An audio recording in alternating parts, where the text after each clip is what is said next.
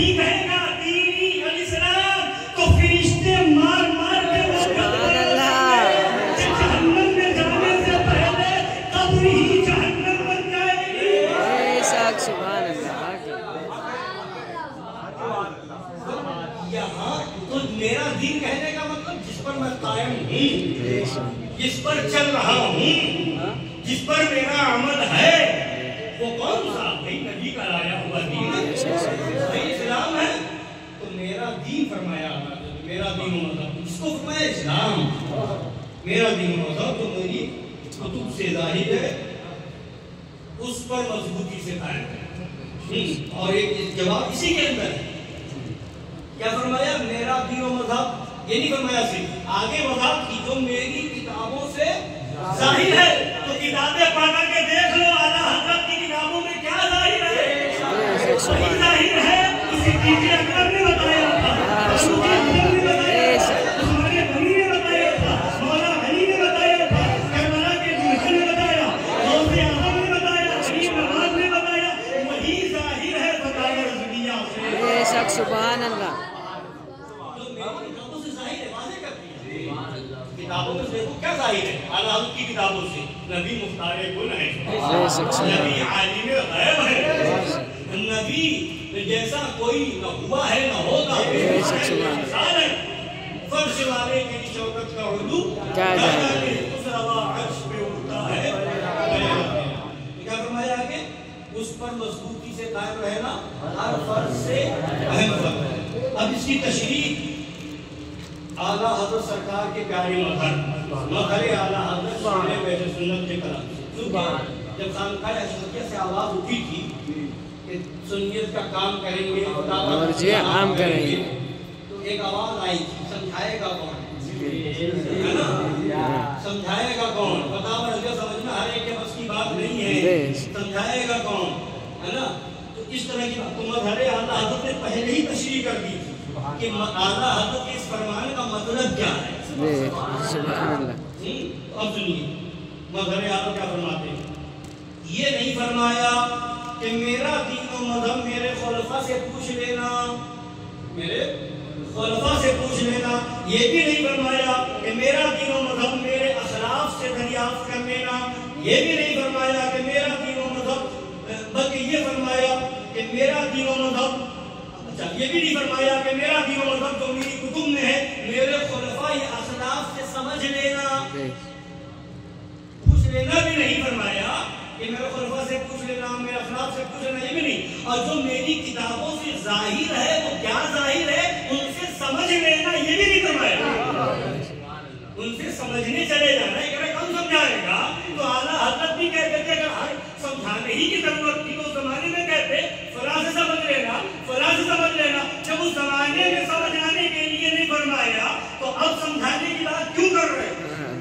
تو یہ بھی نہیں فرمایا کہ میرا دین و مذہب جو میری کتب میں ہے میرے خلفاء اخلاف سے سمجھ لینا، یہ بھی نہیں فرمایا. کسی سنی، کسی رضوی کے لیے آج یہ کہنے کا موقع نہیں چھوڑا کہ اعلیٰ حضرت کا دین و مذہب جو اعلیٰ حضرت کی کتابوں میں ہے اس کو اعلیٰ حضرت کے خلفاء و اخلاف سے زیادہ بلکہ ان کے برابر بھی کون سمجھ سکتا ہے. کسی سنی کہلانے والے، رضوی کہلانے والے کے لیے موقع نہیں چھوڑا. کسی سنی بننے والے، کسی رضوی کہلانے والے کے لیے یوں کہنے کی گنجائش باقی نہیں رکھی کہ یہ علماء تو اعلیٰ حضرت کے خلفاء و اخلاف ہیں. کیا یہ اتنا بھی نہیں سمجھ سکتے کہ ان اقوال و افعال میں اعلیٰ حضرت کے دین و مذہب کے خلاف ہیں؟ یہ اقوال و افعال اعلیٰ حضرت کے دین و مذہب کے خلاف ہیں، ہے نا. تو اب کسی سنی بننے والے کے لیے، رضوی کرانے والے کے لیے یہ کہنے کی گنجائش نہیں ہے کہ تم بھی سمجھتے ہو فتویٰ رضویہ، انہوں نے نہیں سمجھا، انہوں نے نہیں سمجھا، فلاں نے نہیں سمجھا. تو یہ گنجائش بھی نہیں چھوڑی اعلیٰ حضرت نے کہ انہوں نے سمجھا کہ انہوں نے نہیں سمجھا، انہوں نے سمجھا کہ یا ان سے سمجھ لینا یا ان سے پوچھنا، کوئی نہیں. فرمایا میری کتابوں سے ظاہر ہے. اب آگے فرماتے ہیں اگرچہ جو تحقیقات کلامیہ و تحقیقات فقہیہ و معارک علمیہ اعلیٰ حضرت کی کتابوں میں ہیں، ان کو کما حقھا سمجھنا تو آج کل کے اکثر و بیشتر علماء فضلاء کہلانے والوں کا بھی کام نہیں۔ جو تحقیقات ہیں، معارک علمیہ ہیں اعلیٰ حضرت کی کتابوں میں، نکات بیان فرمائے ہیں، بڑی باریکیاں بیان فرمائی ہیں۔ اس زمانے میں کہہ رہے منظر اعلیٰ حضرت کہ آج کل کے اکثر علماء فضلاء کہلانے والوں کا بھی کام نہیں کہ وہ سمجھ سکیں۔ تو جب اس زمانے کے بڑے بڑے عالم کہلانے والے، فاضل کہلانے والے ان باریک باتوں کو، باریک مسائل کو نہیں سمجھ سکتے تو آج کے کیسے سمجھیں گے؟ آج والے کیسے سمجھیں گے؟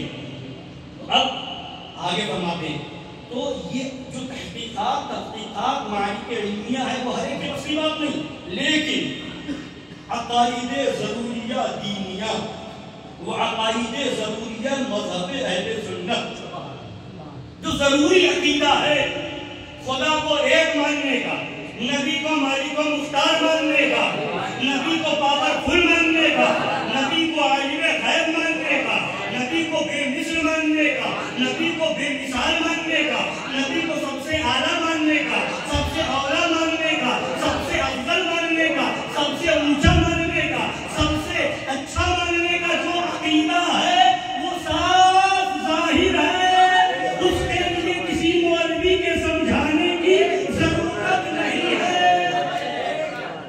جو عقائد دینیہ ضروریہ، عقائد ضروریہ اہل سنت ہیں وہ صاف ظاہر ہے، صاف ظاہر ہے کہ نہیں؟ ہر حضرت لکھتے ہیں مرتدی وہابی دیوبندی رافضی قادیانی ان سب کے ساتھ کھانا پینا اٹھنا بیٹھنا بعینی مثل سور کے سمجھے، جن کا اعلیٰ حضرت بھی لکھا ہی نہیں لکھا۔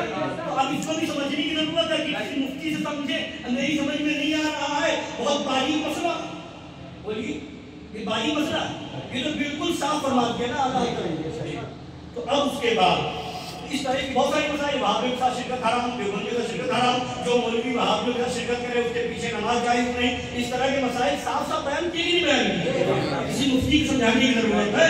اسی کو تعالیٰ کہہ رہے ہیں میری کتابوں میں ظاہر ہے، میری کتابوں میں اس پر مضبوطی سے قائم رہنا،